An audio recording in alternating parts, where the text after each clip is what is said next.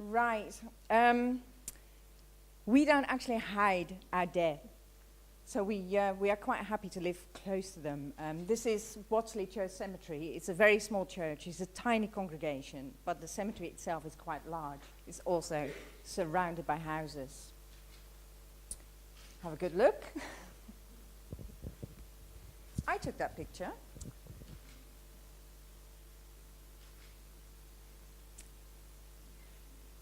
Are we stuck?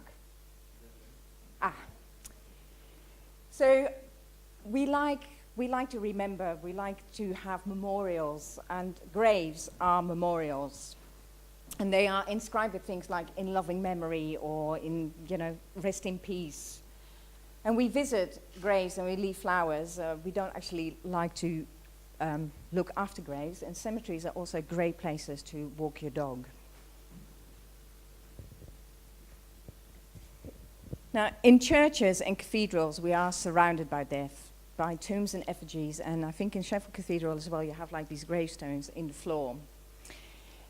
Those are meant to keep our eyes firmly on the hereafter, but also to express the temporality of life.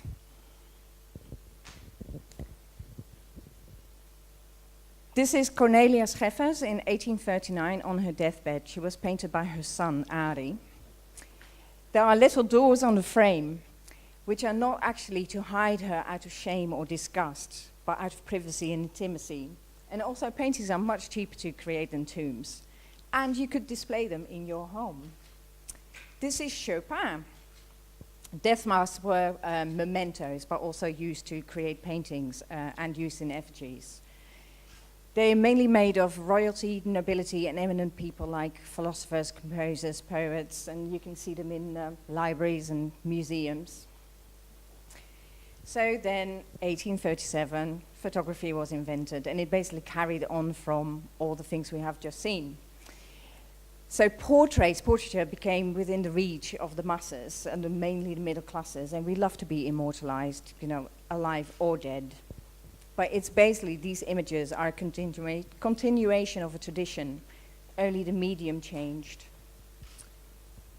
I've lost one. No, I've lost a card.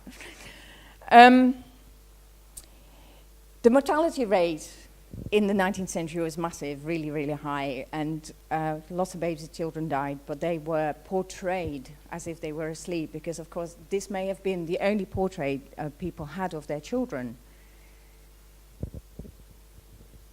I am so glad that you could get so good a picture of the little darling dead Mabel as you did. The forehead and hair looking so natural.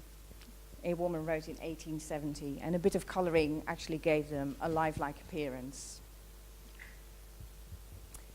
It was very common for dead people, not just children, dead people, to be portrayed with parents or siblings. There are a lot of images of mothers holding dead babies. There was a very strong desire for these dead people to be still part of the family.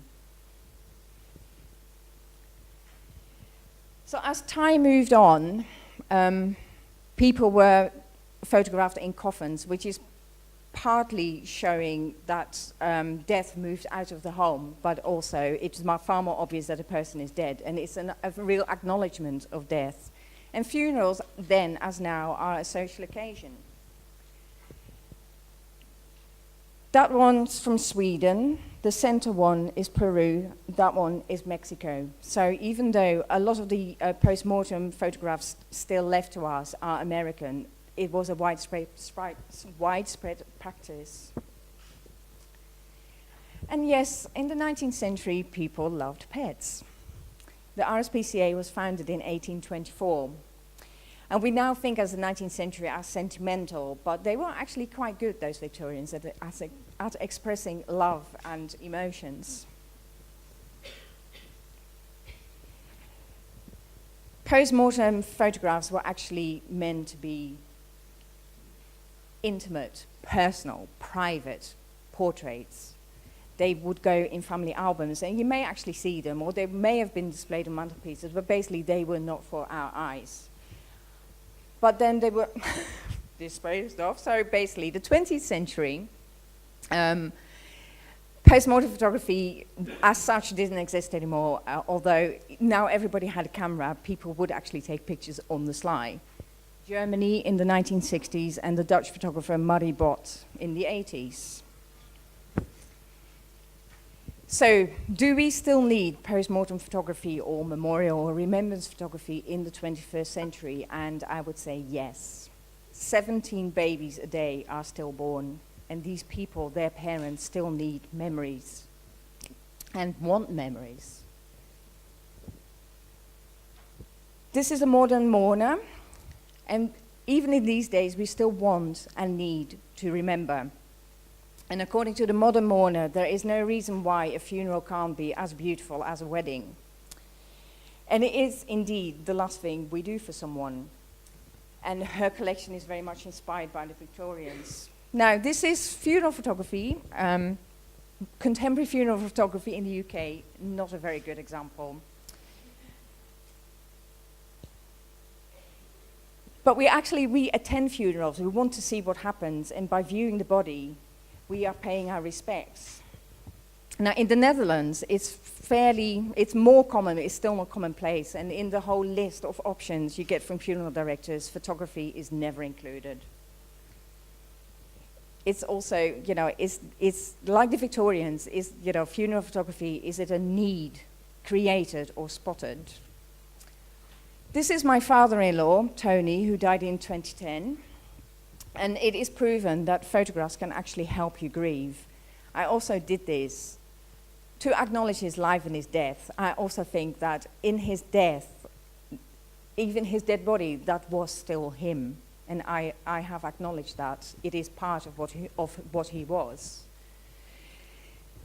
So it's a vast subject, funeral photography, post-mortem photography. So if you want to learn anything more about that, watch the film I made with Julie Roberts of S36 TV.